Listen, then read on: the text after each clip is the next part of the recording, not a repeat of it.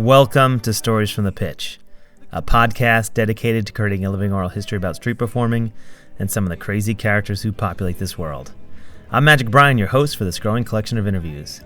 In this, our 125th episode, the human-ot Alakazam connected with one of his mentors, AJ James.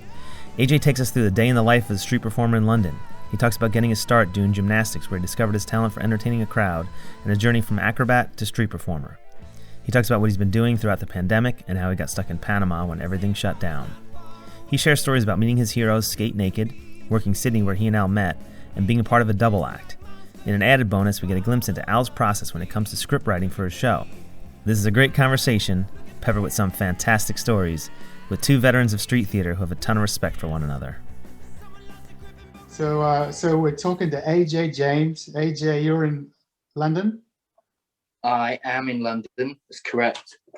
I'm in Boston, and this is Stories from the Pitch for the Busker Hall of Fame. And have you? I know it's a pandemic, but can you just take me through what does a day look like for AJ James during a pandemic? Okay, well, I'd like to say I get up and run 10K or 5K, but no, I get up, make coffee, and then sort of go into a Facebook hole where I just resist the urge to rant and rave. And then some days I don't resist the urge. But the past couple of days, I've had some work, so it's been fantastic. I've had to get up and go and do a task, and that's a game changer for mental health. I'm just jump up really early, make breakfast, make a healthy breakfast, go and have a shower, and get on a mission, go out, leave the door, and I'm allowed to leave the house because it's work. It's great. And then I've been working all day. Something Tommy Everson said on a Facebook post the other day, said he misses wiping the dirt and sweat off at the end of the day. And I was like, whoa, that's just it. That's just it. It's the crowds and the memories and all the experiences are so sort of ethereal anyway, that you can almost conjure them up better with nostalgia and retrospect than you can savor the moment of the glory of shows. But that feeling of I've sweated today, I'm covered in going home from the pitch, you smell like sweat, you smell like sunscreen, you got a backpack that's heavy, and and your body's a little bit sore, and when you end up taking a shower after a hard day of work or street performing or whatever, it really feels great. It does. It's bliss. It's so in lockdown, I've been basically the same with the first lockdown. I kind of centered my pleasure around food because it's the only thing I was in control of. It's okay, I can control what I'm going to put into my body. That's the only thing in my life I'm seemingly in control of, because the government's in control of the rest of it. Right. So I've been making really nice food. But after a few hours hard work, when you've worked past your hunger and you take a break from the work and I've got to eat something, even the shittest food or most simple bland food, you don't need any seasoning, hot sauce or anything special. It's like a boiled egg or a piece of toast, the nicest food in the world and the nicest experience. It's just drink of cold water will do. When you've earned it, when you're actually thirsty from work, Whereas with lockdown baking or whatever, it's just oh, whatever, we're having another grand feast. There's definitely some learning to be had with cooking and preparing food, because when you're an entertainer, you're always somewhere else. And you're always eating different places. It's oh, let's go check out that place. Let's go check out that place. But then when you're at home, you have to cook every day, 2 or 3 times a day for a year. I mean, you get bored, you run out of things to do, and cook, and you get sick of eating the same stuff, and it's it's tough. But it's great to hear that you're doing some work.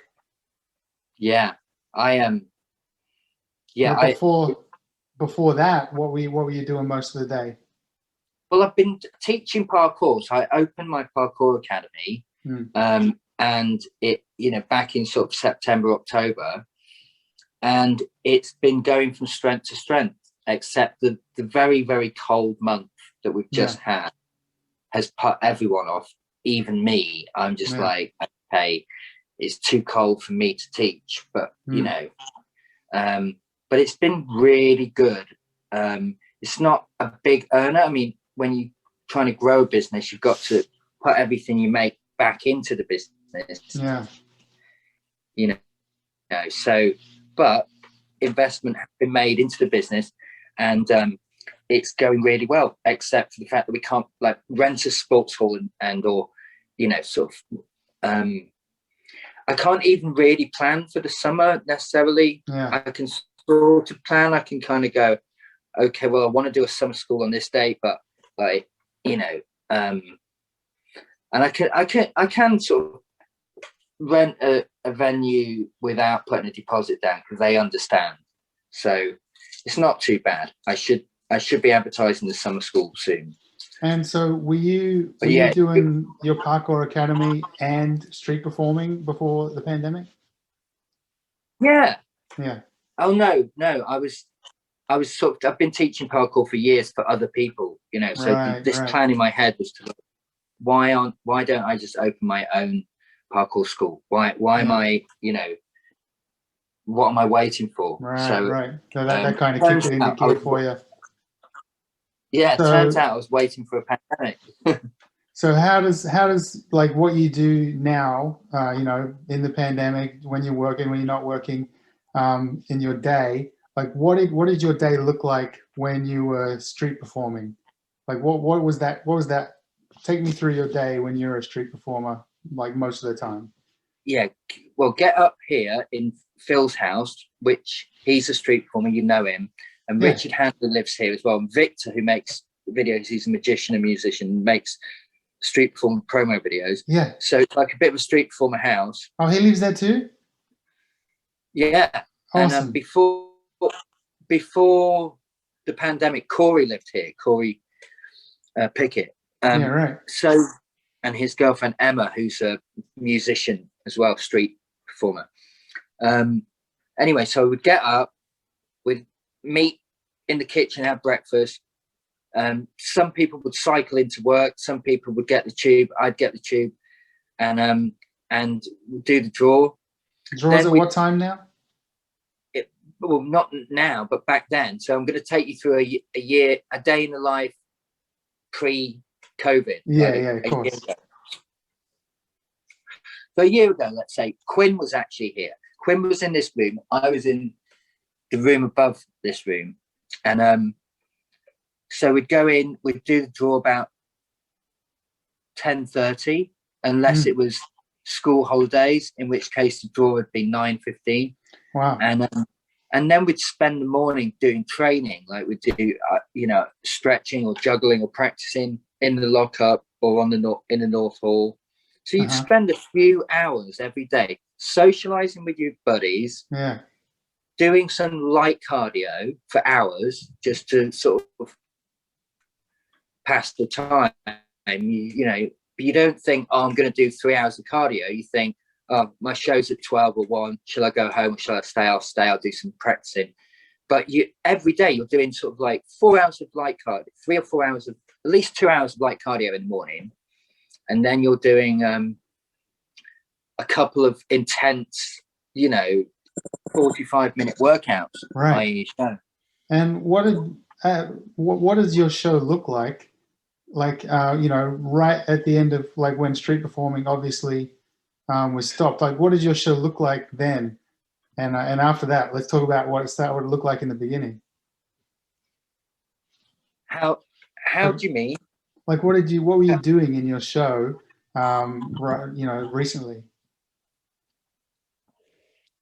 Oh, same old shit that I've been doing for years. Yeah. Yeah. But I get a kid out and I balance him on my shoulders. Yeah. And that's I start with doing a handstand on the skateboard as an entrance. I do some fixed point with the suitcase. I get a kid out, stand him on my shoulders, and that's a big journey of courage for the kid. So you try and pick the kid that's just on the edge of being able to do it, rather than the kid that just goes, I've done gymnastics, and like, I'll stand on your shoulders and go like that. You want someone who's like has to like be coached, and then the audience sees my coaching craft, and that goes on that journey. And otherwise it has little value. But if you get a kid that's like, I'm scared, and you go, yeah, I know, but we're going to get through this, then it's super valuable. And then I get chained up. I've had years where I didn't do the chain escape. I went back to it. But I did. I don't think I had a table when I last saw you, when you last saw my show. So I've got a table now. Yeah, right. What do you do on the table? So then I just do the escape a bit higher up and on the table. Then instead of a row of backflips, as I'm getting older, I just do a back somersault off the table now. Nice. And I just have to like shave an inch off the legs every year. Oh, that's funny. And how is that different to how? Touch wood. My knees are holding up, surprisingly. Very surprising. I mean, you keep in shape. You do upkeep and strength training, and that's what we got to do as you get older. Yeah. No, that's my full-time job, is basically upkeep on my body. That's my job.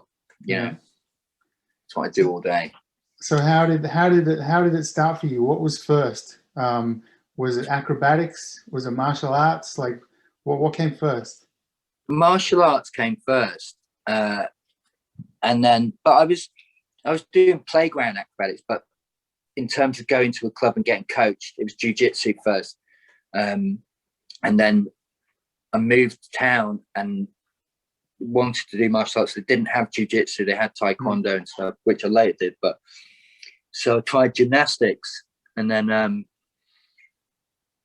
joined a team, and we did competitions, and then there was another team that was some people in both teams. I was in both teams at once, but I ended up enjoying the performance more than the competitions, a lot more, a lot more. How old were you at this point? 12. Right. And I couldn't believe how people would prefer to do competitions to get medals, to have judges kind of go like that, when you could have crowds of people go, like not as good stuff. Like that's the thing. It's like, if you could like land a somersault and like, fumble your step and like style it out, and you could even get more credit with the audience for just having posture, style, grace, and a bit of, flamboyance or savoir-faire. Whereas in a competition, just some like fucking middle-aged fart go, when you've just given them your life, and it's just like three people going. It reminds me of my friend John Higby. He's the yo-yo guy, and he used to go in yo-yo competitions and win, because these kids, when they're yo-yos, they would just be like doing these crazy yo-yo tricks, no personality at all, and he'd come out and do a show with tricks that weren't as good as those kids, but he would win because he actually like entertained people. Yeah. People's memory of my acrobatic skill is like way better than it actually was. They have this nostalgic memory of me being like really, really good. And I remember you used to run in from the back, do a front flip, and then flip, and then land like this close to the audience. Yeah. I mean, I was good, but the nostalgia and you know, you remember the personality. It's, you know, it's I was never as good as other acrobats. There was quite a few that could out trick me, right? But I would get louder applause for you know, a single somersault without a twist, and other people would do, you know, like the breakdancers, they doing mad stuff, one-handed handstand hops and shit, and I'm like, just, you know, handstand on a skateboard, make it interesting, you know. Yeah. So how did it turn into how did it turn into street performing? The, you know, from just being an acrobat? Yeah. Well, I had like a 2-time journey. Like the first time I was 16, I was still at school, and I was to stay in school another 2 years. But just with a friend, we went to London, and we ended up doing a bit of busking just for like pocket money. Right. You know, there was no fear or shame because we were from Nottingham, but we went to London, so nobody knew us. That's funny. And we had some pretty badass skills, and we just rocked up and started chucking somersaults and 2-highs and a backflip up from a 2-high. Rich would backflip off my shoulders, and we made like 25 quid or something, and 23 quid.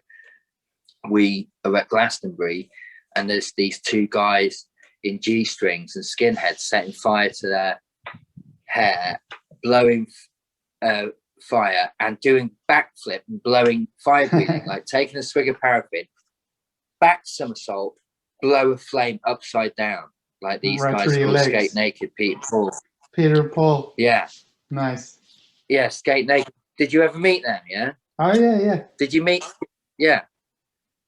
Yeah, they were my sort of like, okay, that's how you do a street show with acrobatics, because I saw loads of street shows at Glastonbury, and they were all jugglers, or I don't even think there was contortionists, but could have been. Yeah, no, that's it, man. That like, even when I first saw you in Sydney, I should mention that obviously AJ is one of my mentors, because you and JP and Lucky Rich and Dom Ferry, you guys were all there when I started in Sydney, and you know, and so I first want to acknowledge that, but yeah, that's the one thing about you that was different back then too, is that you did a different show. You did acrobatics and the chain skate, and everyone else was juggling, and that's exactly what you're just talking about. Yeah, and you started to put more contortion in your show. At first, you were juggling and balancing stuff on your chin. When did you put contortion in the show? I would say it was probably like 2 years after I started street performing. Wow. There was just that's the same thing. I looked around and I said, I look like that person. I look like that. I look like I want to do something different, you know? And so, and then what do I have, or what can I train that I can use in my show? And that was it. I was really flexible, and you know, that just kind of fit for me. Yeah, it really clicked. It really took you to the next level. Mm-hmm. But I mean, in the beginning, I had the weed whacker. I used to do that contortion trick with the weed whacker, and then I got the little bike. Someone sold me a little tiny bike. The little bike was actually, that is contortion, really. It's tough. The little bike. Yeah, you got to get your heels up near your asshole. Yeah, you have to be a contortionist. Yeah. Yeah. So that's not easy, but so things really started to happen for me then. Like, you know, it was easier to get a crowd with that stuff than juggling. Yeah. Yeah, I remember you started big as well. You just like started with like a kind of motor prop that was high up. Yeah. And you played the biggest pitch you could. Like, you didn't go, I'll just start on this little street corner here. With, well, you know. I did, but I guess you just didn't see it. But yeah, I did. I mean, it took me, I did circular key for a while, And then I did Darling Harbour, and obviously I was doing the other pitch, like the Chinese Gardens and whatever. And it took me a while to actually come and do the main pitch, but it was within the first 6 months of doing shows. It was in the first season, yeah. But by that time, you were helping me out, JP was helping me out. There was like Trevor Rooney was there, and Sparky Mark and Bike Bert. Yeah. And there's so many. I mean, for me, it was just a gold mine. Right when I start, all these performers are in Sydney. I think Sydney also is a brilliant place to learn as well, because the variety of influences. So you had the Dutch, the Canadians, the homemade Aussies, the homegrown Aussies, should I say, and the Aussies that had travelled as well. The Aussies that had gone to French circus school or something. And you had all on the same pitch: the English, the Covent Garden, but also Trevor Rooney from York. Or in Covent Garden, you just get London acts. Like, and we do get new blood in, but there's still such a dominance of the homegrown standard Covent show. Whereas if you go to Darling Harbour or Circular Quay back then, I don't know what it's like now, but you had such a menu of different types of acts from all over the world, speaking different languages, Belgium, fucking African, And do you remember Musa? He was an African contortionist. He was from He's Ghana. like the first contortionist I saw. Yeah. Well, that's good intro to some good stories then, because I've got like 2 or 3 Musan stories that really? So interesting. And I kind of haven't seen him for years. I don't know what he's up to, but basically, for people that don't know, he's like this kind of 7 foot tall, beautiful Ghanaian. Was it Ghana? Yeah, Ghana or Gambia or something. Yeah. He had like a gold tooth, and he had an amazing range of movement. And he did a really high energy, short, lucrative contortion show. Right next to everyone. Yeah, he did it everywhere. He hustled to fuck. And I sort of just didn't really connect with him in Sydney or London or other places, just on the pitch. But I turned up in France, or rather he turned up in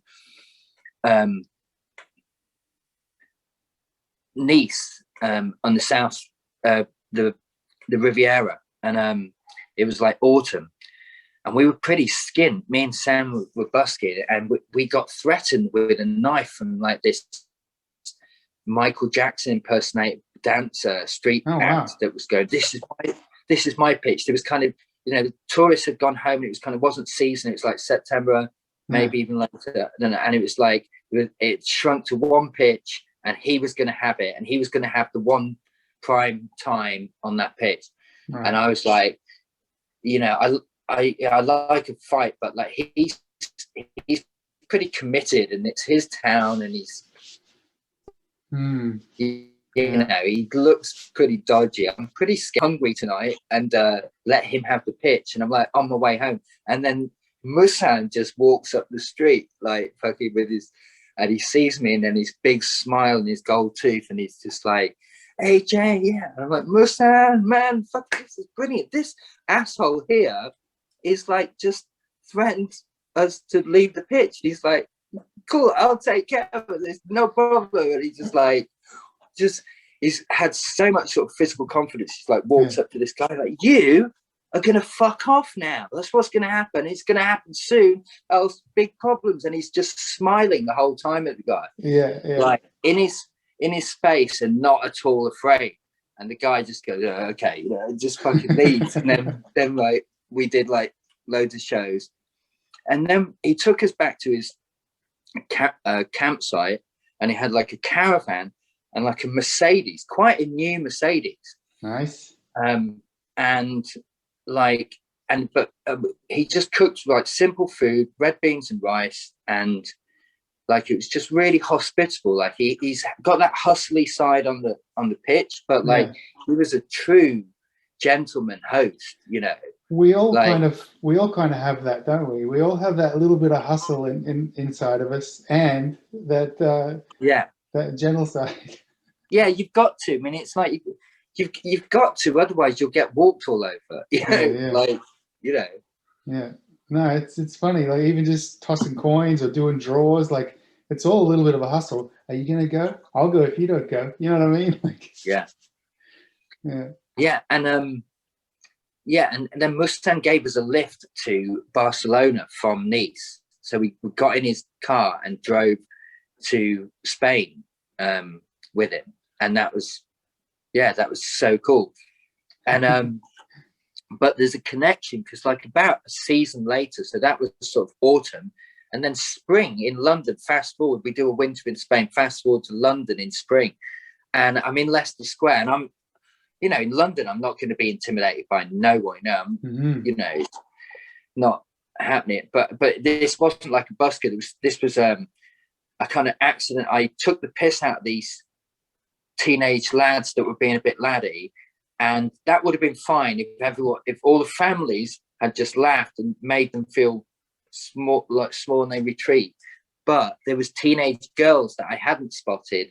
So on another part, so when I humiliated the guys, which I didn't really mean to, just meant to assert my status, but I sort of did a too far humiliate them, and the girls did that cackle, like, you know, that's just poison to a teenage boy. That's like, the girls are laughing at me, so they had to then have like blood to like even the score. Like they now get me because the girls had laughed at them.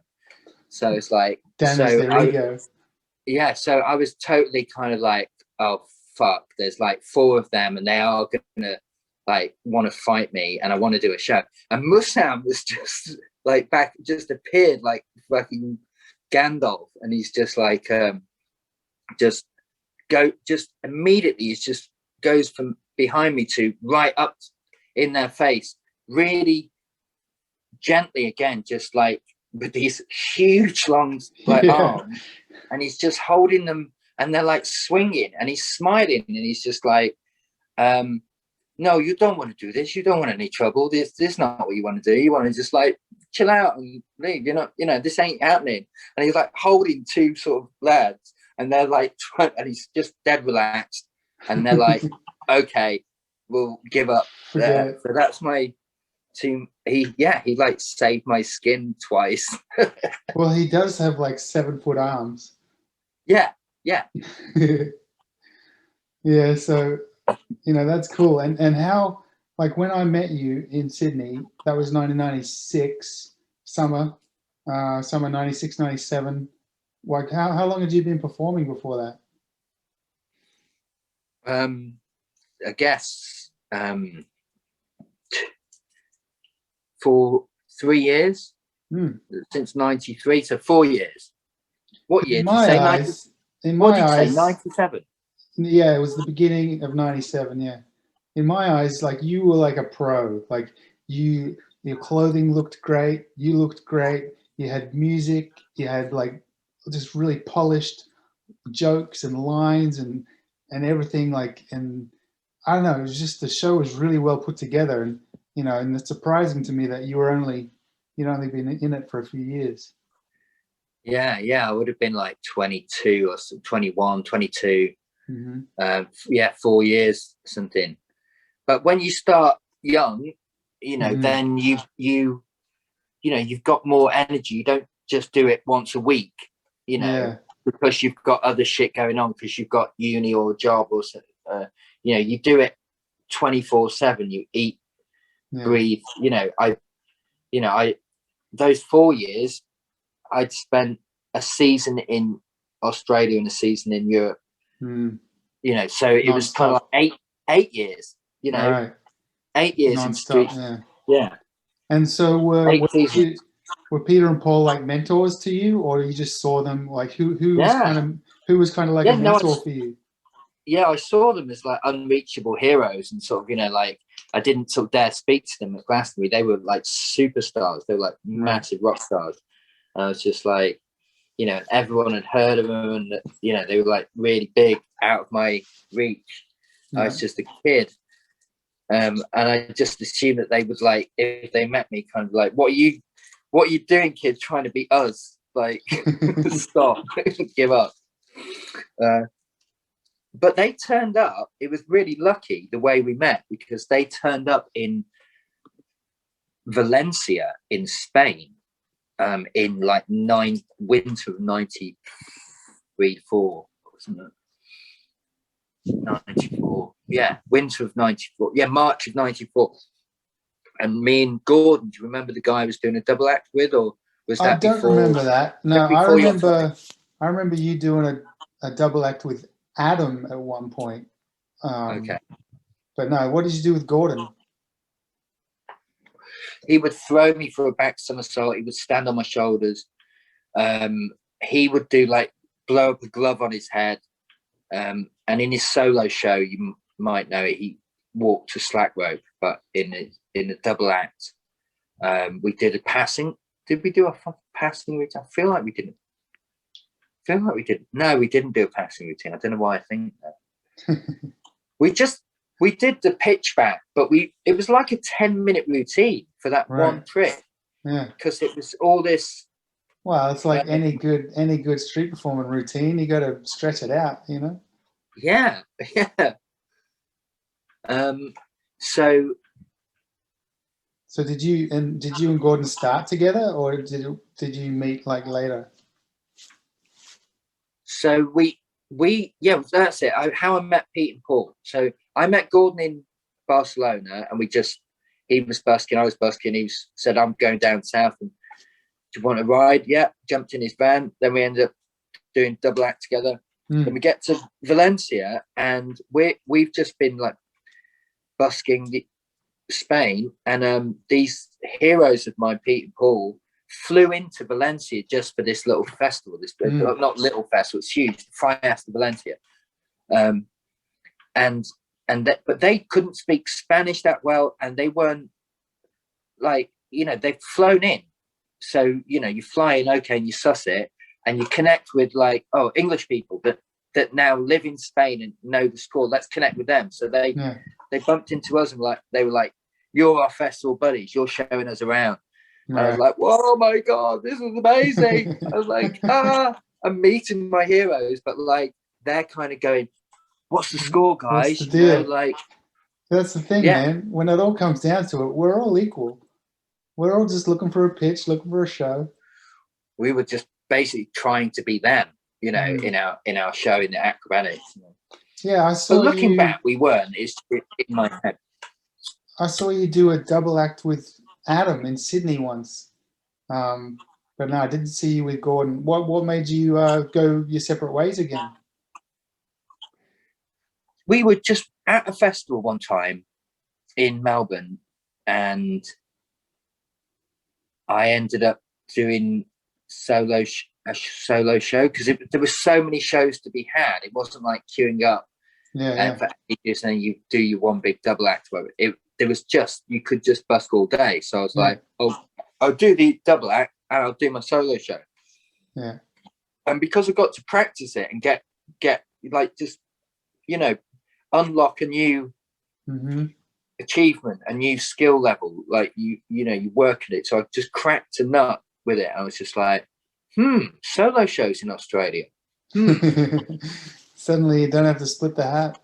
Yeah, and the double act relationship was, like, really tense. It was like a marriage.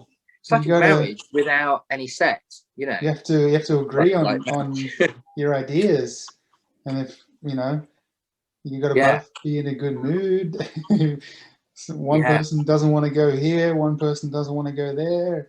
I want to do a show, I don't want to do a show.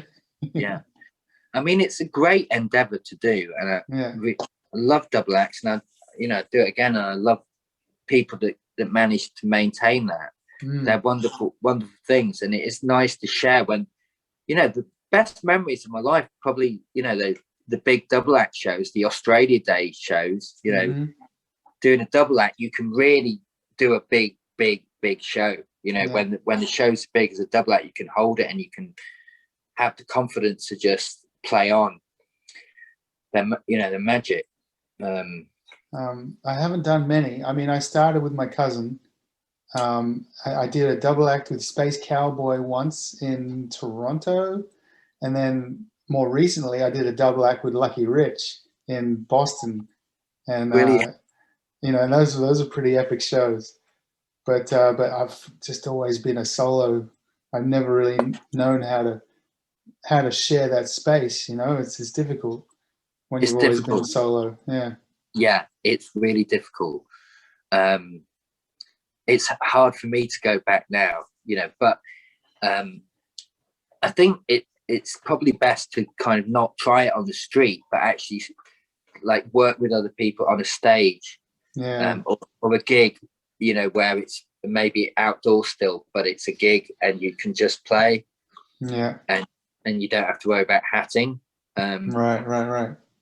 That'd be my advice to big solo acts like yourself that want to get into more like collaborating, playing with other people, is jam it where it doesn't matter, because you're not going to be thinking, fuck, I could be making a bigger crowd. So, you're in the moment and you like make the most of it.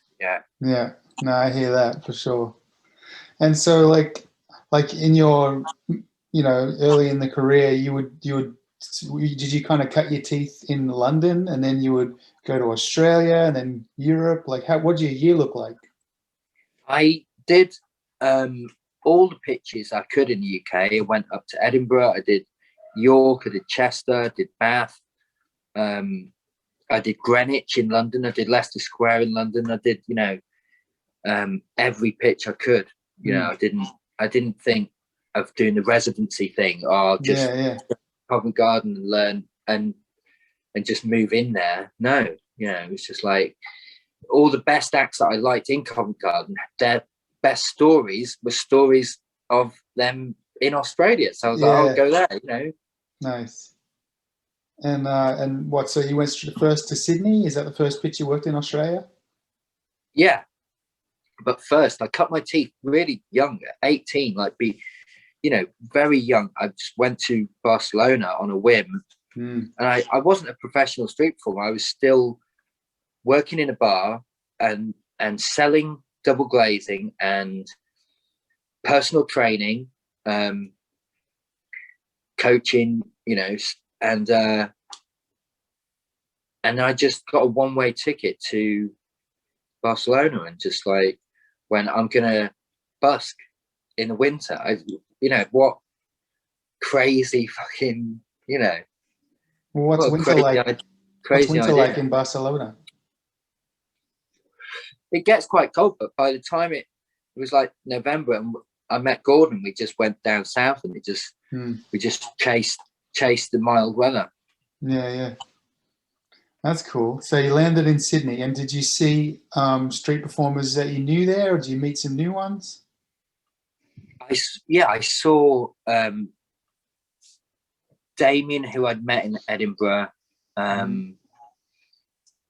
I saw a few people that I'd met in Edinburgh. I mean, God, who was it that like knew us to kind of introduce us to everyone? Well, I mean, the locals there were like JP, Sean Bridges. No, Sean came. Mike Boy came after me. Oh, did he? He did. Yeah. I'd met Sean in England first, and so when he came like a couple of years after me, isn't it? Yeah, so he wasn't local when I got there. Right. I got in there just before him. Yeah, Damien and Dom and JP, kind of the Sydney crew. I hadn't met any of those except Damien. So I guess Damien gave me the intro. Must have been. Oh, you didn't meet JP until Sydney? No. And maybe someone else from London came over as well. Yeah. Richie basically knew me. Yeah, I already knew Richie from Edinburgh or Covent Garden or both. Yeah. So, yeah, I think Richie vouched for me. He definitely did vouch for me in Melbourne, I think. Nice. Oh yeah, because he was kind of a Melbourne guy. Yeah, but I say that like, you know, but in Australia back then, it was nobody needed vouching for. Anyone that had managed to fucking get their asses to us to the southern hemisphere. Yeah, and it was like the Mecca back then too. You know, there's so many pitches.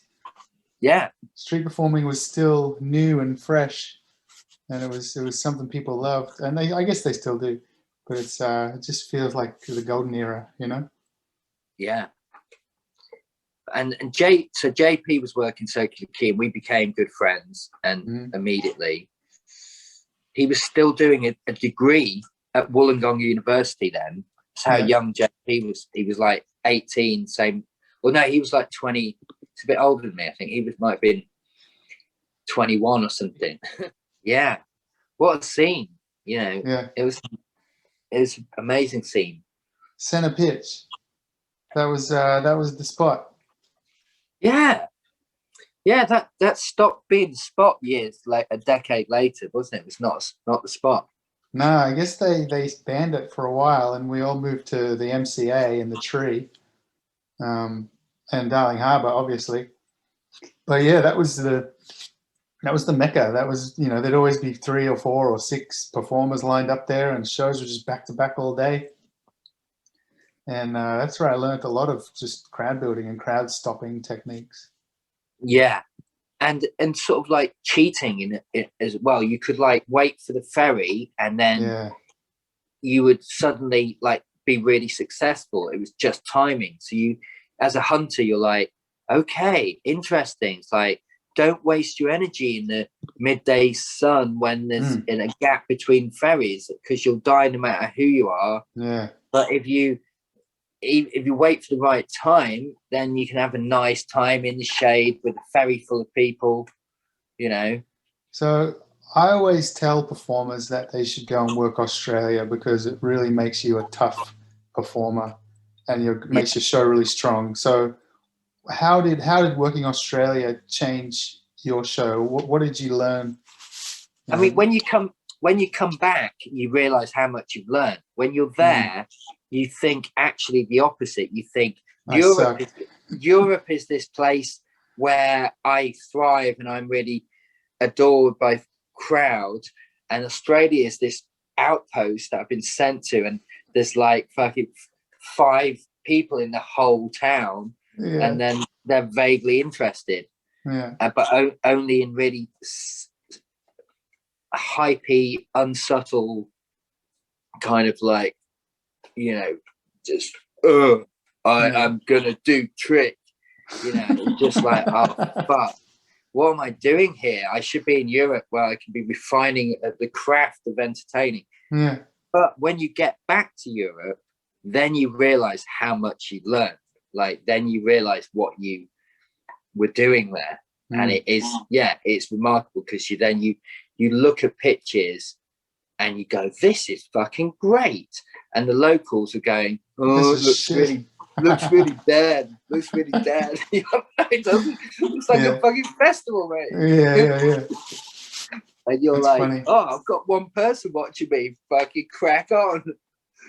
It's crazy. Yeah, learning there, you know, and then going to, like, the first place I went overseas was Canada. And the first show I did in Canada, I was like, oh my God, this is too easy. Yeah, nice. Yeah, no wonder you never left North America. Yeah. I never made it to North America as a busker. What? Still never? Never. Oh my God. Not yet. We have to get you over here, bro. Yeah, we really do. I made it to New York and did a bit of stand-up, so I have performed in the States, and I've performed in Central America, so I've touched base on that continent. Did you ever make it to South America or Central America? No. I mean, no, not performing. No, not even traveling. Would you like to, like, since the pandemic, like, and you know, you're not on the same like conveyor belt where it's just non-stop, time to pause and maybe think, oh, you know, when it starts again, maybe I just want to travel for like fun. like that's what I've thought. I don't know if you've shared it, but I've thought, what would be great is to just travel to places where I want to go and then busk to pay for it, rather than travel to places that would be good. That's what I used to do in the beginning. That's how it was. Is I want to go check out this pitch. I want to go check out this country.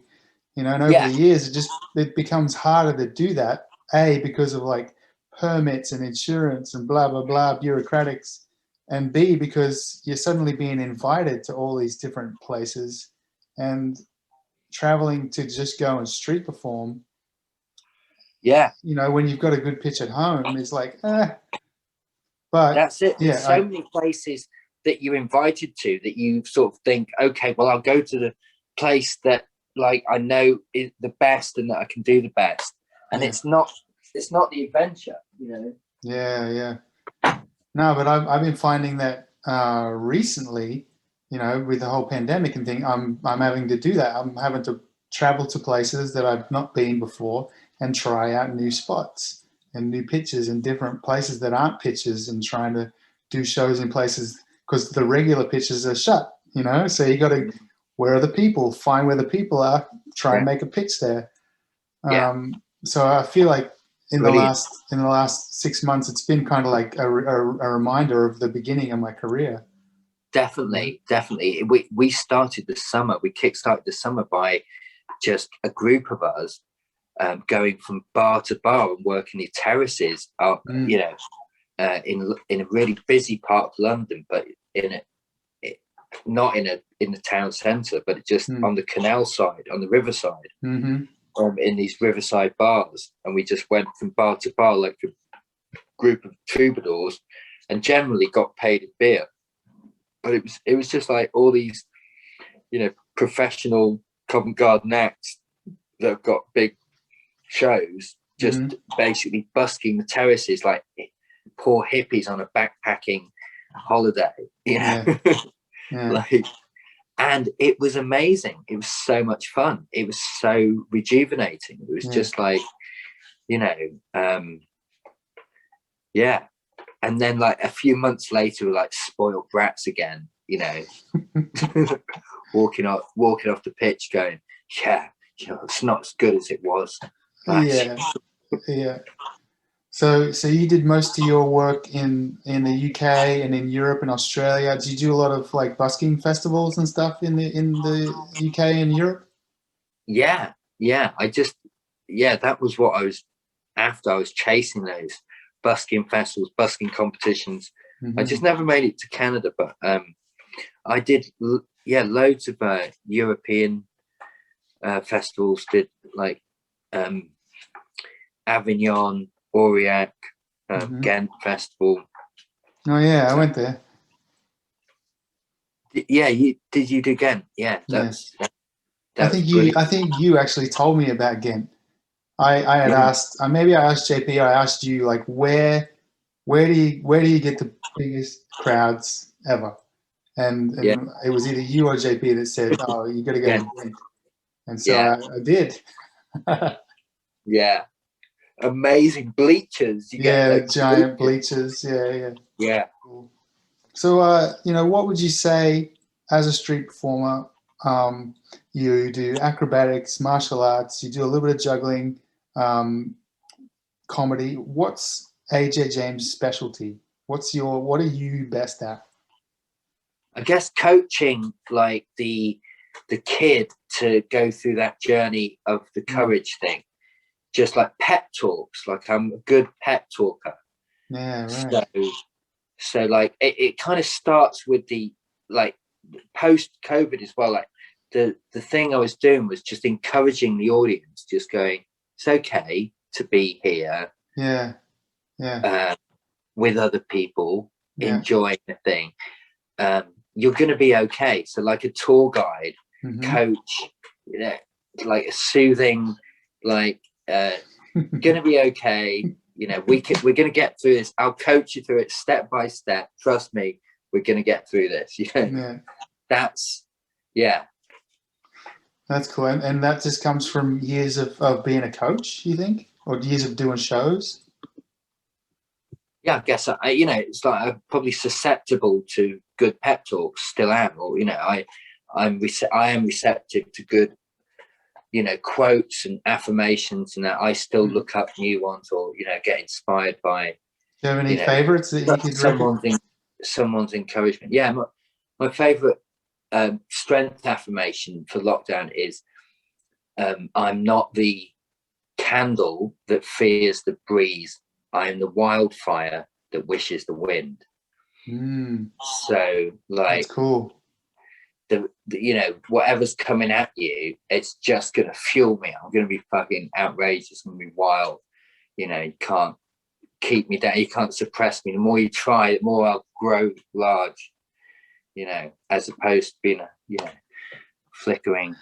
I heard a good one recently, and it might be a good one for you. Is when you're coaching someone or when you're training for something, it's forget perfection, trust the process, and trust your coach. Yeah, it's such an important one that I like a quote about that, which is don't let the perfect be the enemy of the good. So, and it just means that, like, if you just trust the process, you accumulate so many more training hours, and you waste so many training hours by having to pick yourself back up from dejection if you're trying to get to what you consider to be this perfect goal. So I say, like, systems is, rather than goals, is the secret to achievement. You obviously you can't get somewhere unless you're aiming for it. So you've got to have goals. You've got to be like vaguely, but it's got to be like vague, like you in a car. It's like, it's a car ride. Well, let's go that way. But it's about the car. Is the car steering okay? Is the brakes work? Does the engine work? Yeah. It's not about where you're going. Yeah. So it's your system. Keep your eye on that. No matter whether you're successful, you could have just won the trophy, and your system is shit. It might have just been a fluke. Yeah. But and you might have lost and come bottom of the league, and you might have just cracked the fucking code that's going to be amazing for the rest of your decade or whatever.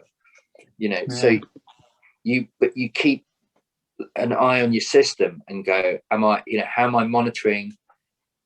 For training, like when what you're eating, when you're resting, that's what that's what you try and improve, not the trophies. That will come. Yeah, like when I have an idea for something new I want to do on my show, I can picture it and I can practice it. And then you've got to put it in the show. And as soon as you put it in the show, you go, okay, it's not how I pictured it. I need to work on this, this, and this. And so you work on that, and that. And eventually it does look like that picture that you imagined in the beginning. So you can have that vision. That's the healthy way of doing it. And the unhealthy way of doing it is like to kind of go, I've got this genius idea. It's going to be amazing. And then you try it and it sucks. And then you're like, I'm so shit at writing. I can't fucking write for shit. I'm such a terrible performer. My life is, you're going to waste a few days picking yourself up out of that instead of going immediately to, even before you do it, like, okay, I'll try it this way. And if it doesn't work, I've got option 2 and 3 that I'll try it after that. So you already plan to like try a few different things before you review yourself. Yeah, it's cool, man. So back to Ghent. Maybe it's Ghent, maybe it's not Ghent, but where, outside of a festival, where did you do the best street show you've ever done? Outside of a festival, so like pure street. Yeah. Keswick, easy question. Easy answer. It's got to be Keswick in Lake District, little town. It's where you lived for a while, right? Yeah, I didn't live in Keswick town. I lived, a good hour's drive away. It's just this like little gem of a town. I wish I lived there. I want to live there someday. It's a gem of a place. So yeah, it's like just a tiny little market town, but it's like really magical. It's like a 1 day a week thing, or what? Yeah, yeah. You can't even do Saturday because it's there's a market there that all the pitches are with markets, and on Sunday you can just work Sunday, or you can work school holidays, but not Thursday. Right. And Friday's pretty useless because it's like changeover day. And it's just like the shows are just magical there, or what? Yeah, you're it. There's nothing else to do. People in a really super good mood. Yeah. And if it's shit weather, people don't care because they're mountaineers. They're like, they've got all the fucking Gore-Tex gear on. They've got waterproofs, and you know, if it's raining, it's better than when it's sunny. If it's sunny, people go for a picnic, or they go for it's just like a ticketed show. It's like a total captive audience, but on the street. They're not going anywhere. You're not worried that you're gonna bore them. That is never. It's not like there's nothing else to do. Yeah, London is the exact opposite. London is like just you've got to be fucking good. Yeah, I know. I did a street show once in Sweden. That was probably the best street show I ever did. I was hanging out with Charlie Caper, and I was going to an event that was going to be happening there, and I said to Charlie, like, maybe I can do some street shows, and he took me to like Gamla, and I did a show up there, and it was okay.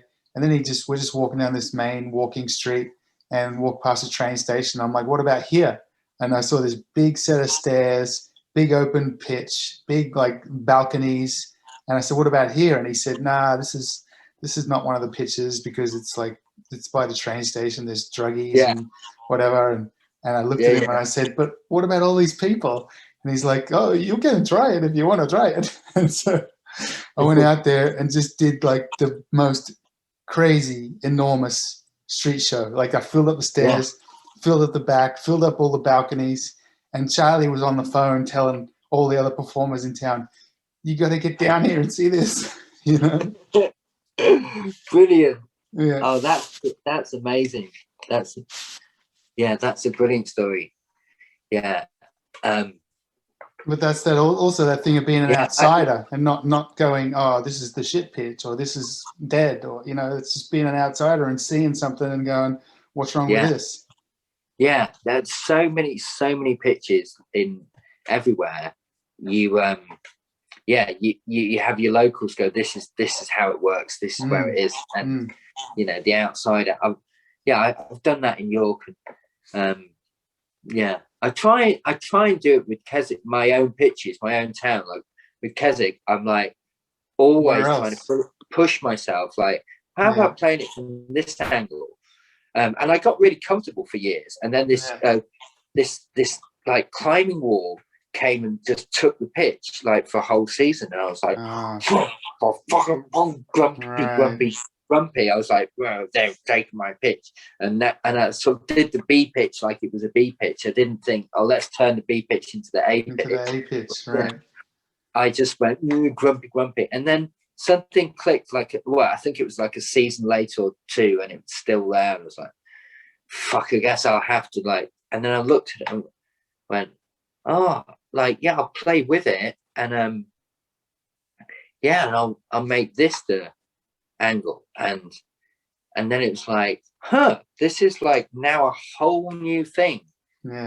This is a whole new thing that's nice, and I would like it if someone came through Boston and was like, oh, this is where you guys work, what about over there? Because I've looked around and I've tried all kinds of different places in Boston, and you kind of go where you go, and that's what the results are, and you don't have to worry about, oh, maybe the police will stop me, but there's plenty of spots to go and do shows. You know what I mean?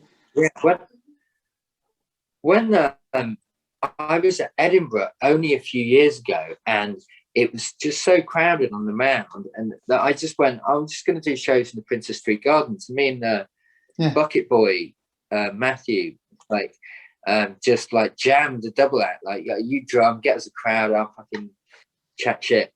And and we just like rocked it, smashed it in this beautiful pitch that had a much better view, instead of like queuing up all day for like a completely rinsed audience that were just like, yeah, we've been rinsed totally, here's £1 because we've been rinsed by 5 fuckers. Whereas we had fresh audience, and it was just like a few meters away. Yeah. And it's just like, but out of the box, literally out of the box. And Quinn threw a tantrum at me for it. You and Mike just disrespected the cue. Yeah, because Dynamite came up, saw what we were doing, and was like, yeah, I like what you're doing. Can I join you? I was like, yeah. Totally. Nice. So, quick change of topic. How did you find yourself stuck in Panama at the beginning of COVID? What happened? Yeah, basically, I'll start the story from London, where I was aware, because it was like early March that we left. I was aware of coronavirus because, and it come close to home. There was like talk about it being all over London because of Chinese New Year. And I had 2 friends that had been sent back from China on gigs. They were out there, they were on contracts for a month, and they were sent home early. So I was like, fuck, that's heavy shit. Yeah. Maybe I should cancel this gig to Panama. Like, maybe some shit's gonna go down. Maybe, and I would like to got like the premonition about like, And I focused on the festival, trying to sort of go, I'm not going to enjoy this festival. It's going to be shit. And I asked people that had gone, I was like, I'm thinking of not going. And they're like, no, you got to go. You'll love it. So off I went. Got on the plane and turned up at this gig, had a lovely 2 weeks. COVID hit. And then instead of leaving, we had to stay an extra week. Some people stayed at the festival site for an extra 2 months or 3 months. No, and how long did you stay for? So I was on the beach in the jungle for 3 weeks, and I was in Panama for 100 days, just over 3 months. Wow. Yeah. So you came back and you started your parkour business? Yeah, well, came back and just was like, this isn't a lockdown. Everyone was just outside, like partying in the parks of London. London was just so busy and vibrant, and everyone was out on the streets. Right. And they were all talking about being in lockdown, like, we've been in lockdown for months. I'm like, you haven't really. Not machine gun lockdown. Yeah, you haven't really been in lockdown. Yeah. And I know it's the middle of winter, but shows were starting to happen again in England? No, not for like 6 weeks later, because it got back in mid-June. Might not have been 6 weeks, about that. Maybe 4 to 6 weeks before we even started, and it was really small starts, Yeah. But when I came back in June, everybody was out, but you could have done shows, I guess, but people were like, now they're doing shows in parks rather than in fact the city centre was dead.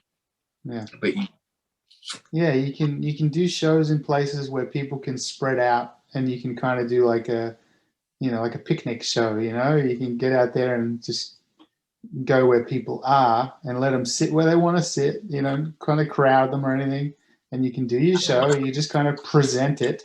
It's like, hey, I'm here, I'm doing a show, and 5 minutes in, everyone's like, wow, this guy's good. You just got to break that threshold of not being on a pitch. Hey, I'm in a place where shows don't normally happen, but hey. What's the longest time in pandemic you've gone between doing shows? I get probably the very beginning. I guess from March 14th to I think I started doing shows again in August. So that's like April, May, June, July, almost 5 months. And then I did a month of shows by the beach. But then I got too cold and there wasn't many people there anymore. And then I did like September, October, November. So yeah, probably the 5 months, because then I started doing shows again in December. Yeah. That's a long time. That's a long time.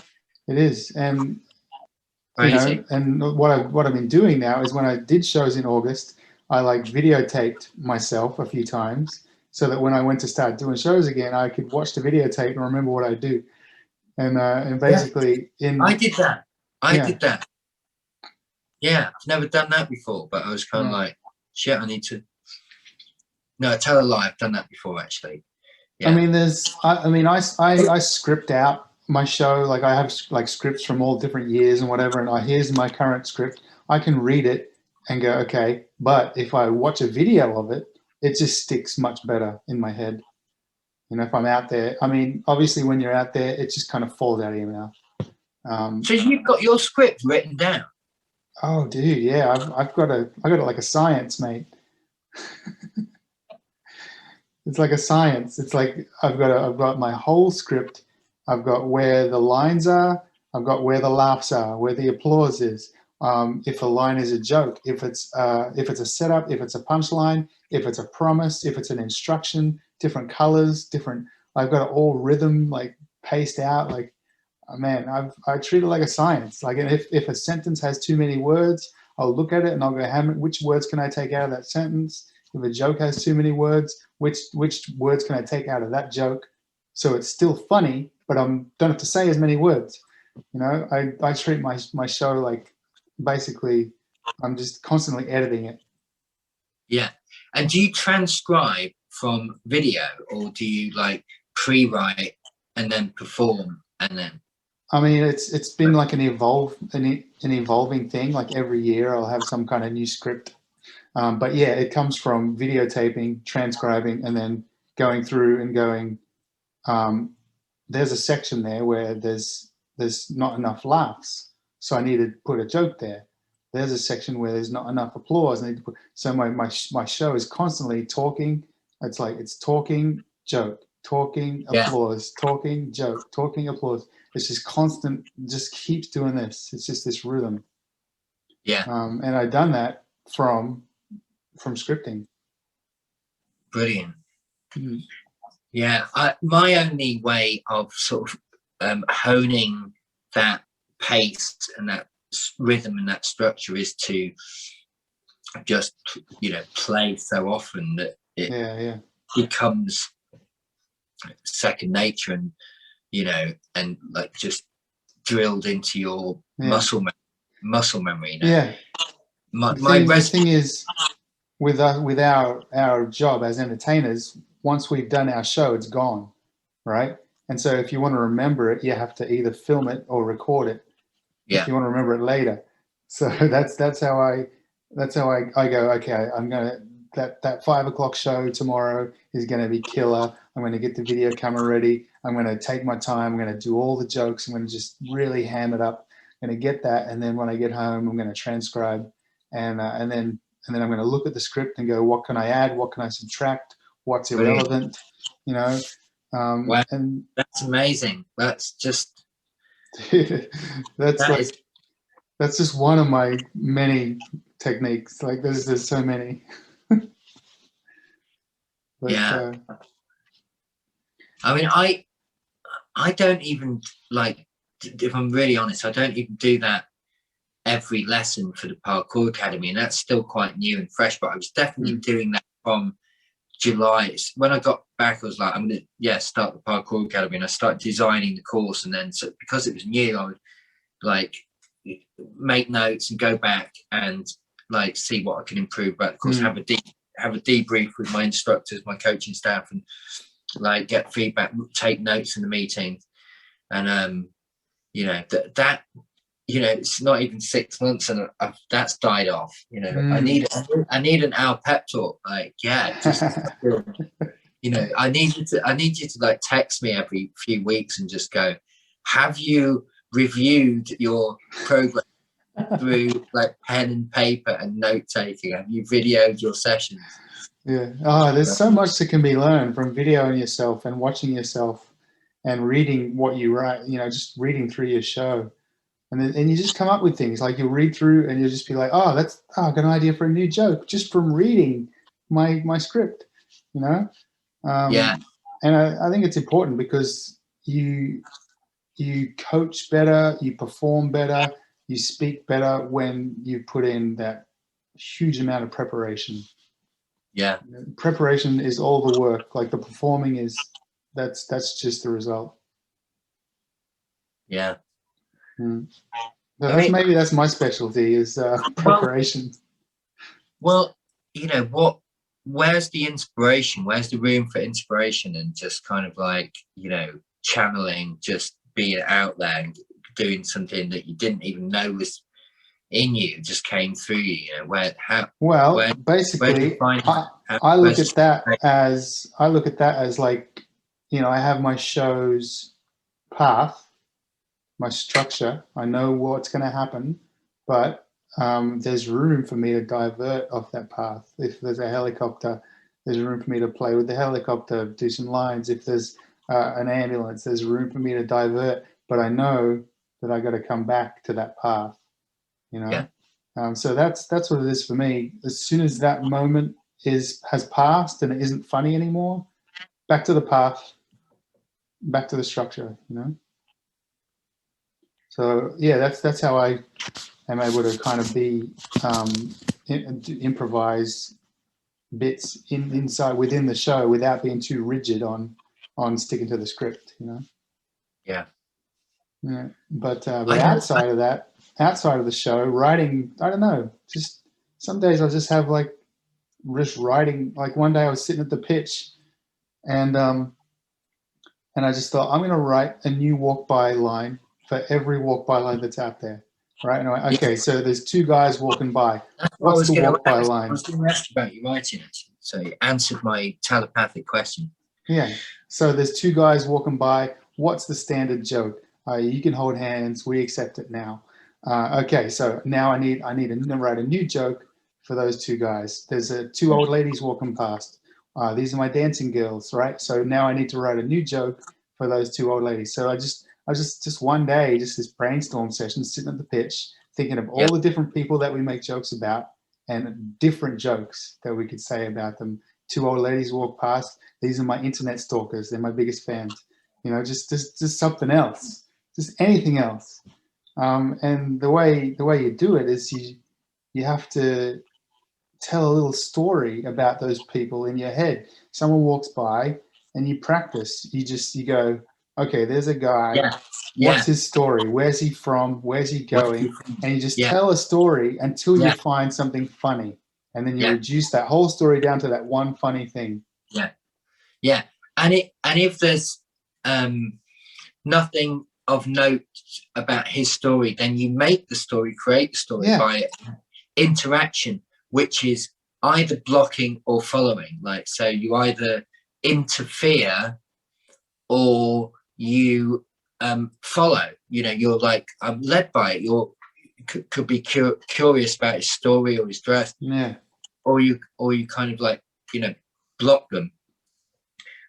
I've had some fun with COVID with walk by lines. It's good. My favorite was show us your face, love, get your face out for the love. That's great. Yeah, nice. Oh man, yeah, it's a different world, but things are high-fiving people. Have you done that? Yeah. That is very funny crowd build. It's like, especially someone walking, you only high five someone in a mask. So someone wearing a mask outdoors, and they're like walk through your show and go, "Yo, high five!" Yeah, it's a different world, but I don't know about you, but like I've been getting inquiries for events and gigs and stuff for this year, so that's nice to see. It's a good sign. And I think, midsummer, late summer, we might be able to be out there again we might be able to do some events this year. But Yeah. I think we're, as Donald Trump used to say, we're rounding the turn. I think we're rounding the turn, this year. And so maybe 2022 will be more of a normal year. This will be a different year again, but I think we'll at least be performing this year. What are your plans for this year? Just to make it through to spring at the moment. And in spring, I think that there'll be shows to be had, even if it's just in the park. And even if you had to do, I'm looking forward to sort of seeing what I can do to survive. The Parkour Academy in spring and summer presumably is going to be great, but shows is going to be, like, I think, interesting. Like, where's going to be the pitch, and how we're going to play. I think I'm going to probably do a little stage on a canal boat, riverboat, and just do play to people on the riverside. That's cool. It's a time for innovation. It's a time for newness and freshness. Yeah exactly. Just like think outside the box, find a new paradigm, which I think it's going to be on the riverside. Lots of music, live music, street shows, more like a petri dish of different cultural happenings, not just like this in your groove. Even Covent Garden itself is divided up to circle acts, magicians, musicians. Like, why isn't there just a space that there's a brass band on, and then there's a mime artist next, it'd be more fresh, more unique and different. That would be cool. More of a mix. So can I ask you a question? What you're so kind of like, the archetypal embodiment of like the successful street performer. That's what you do. But have you ever thought of like the exit strategies of, like, for me, I've got my teaching, coaching, and also do a bit of production work. So I've always thought when I'm too old, or just, as a exit strategy, if all the pitches get closed down.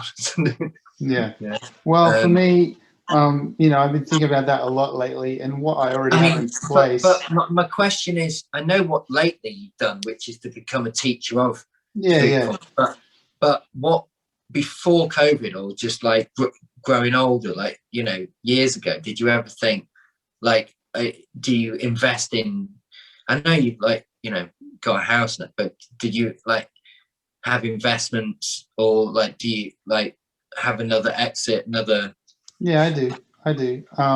Basically, for the last almost 20 years, I've been investing in property. I've been taking my money and buying rental properties. And that's always been my retirement plan, is, to have income without performing. And I have that. But I have a goal that I want to reach per month, and I'm still not there. So this year I'm probably I'm going to buy another building. And I'll probably get to that point that I want to get to, the goal. And that goal that's my exit strategy. That's where, this is how much I want to make a month without working, so that I don't have to worry about doing shows. And then I can do shows if I want to, and I can coach performers as kind of a, not so much as a way to make a living, but as a way to help people and do something that I like, because I like being able to solve. If someone comes to me with a problem, I like being able to go, oh, all you have to do is this. Like, it's so simple to me. So I like that for my head and for what I love. But for, like, exit strategy as far as making a living, it's all about the real estate. Yeah. I mean, I know that's exactly what I asked about. I said like exit strategy, and that was answer. But what other interest? Like, so I mean, are you interested in building and like carpentry, or like would you like would that be your thing?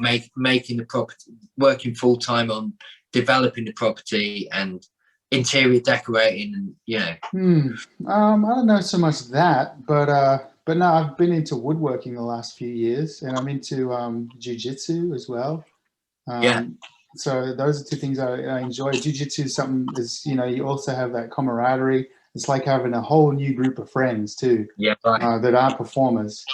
And the woodworking is something that I like to do just alone. I like to figure out how to make something on my own, and that's just I just kind of just space out and make something, and spend time outside in the sun doing something fun that isn't performing.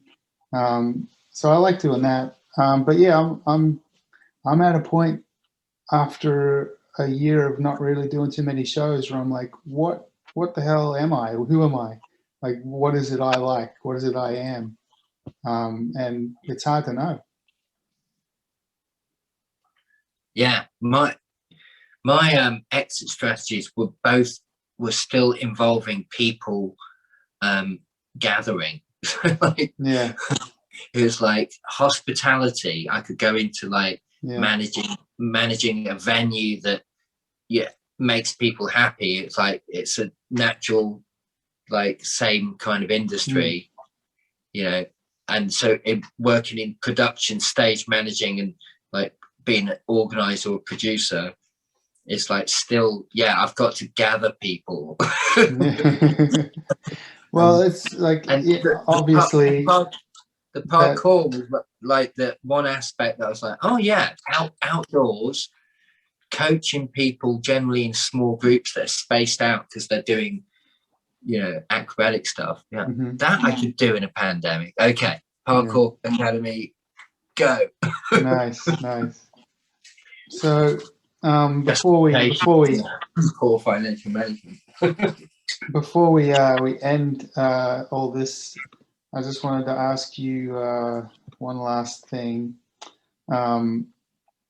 So for all the years that you've been performing and all the places you've been, all the shows you've seen, all the shows you've done, what's the one thing that street performers need to know before they get into this business?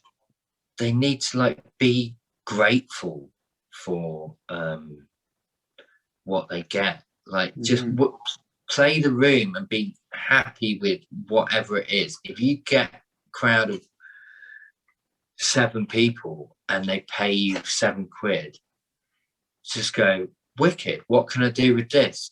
Don't go, that's £93 short of my goal, because you'll be miserable. If you want to be happy, then just be grateful for what you get and work with it, make more of it. Spend that £7 on a hat to make you look better for the next show. That's great advice. That's cool. Nice one, buddy.